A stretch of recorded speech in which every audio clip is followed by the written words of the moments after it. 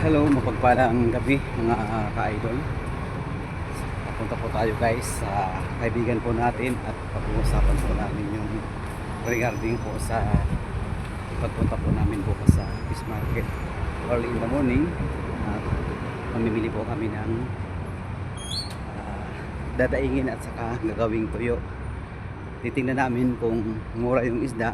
Nakadepende po sa isda kung mura at kung magandang klase, kasi may mga isda po na hindi na bago, mura nga kaso hindi na bago.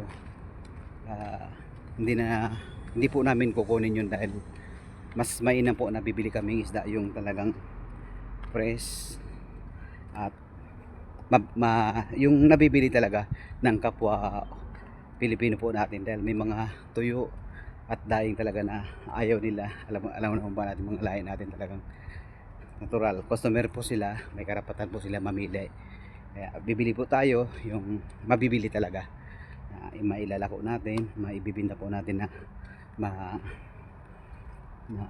para masarapan naman po sila sa lutong sariling gawa po natin na hindi po kanong kaalatan. So yun lang guys, update lang po. Salamat.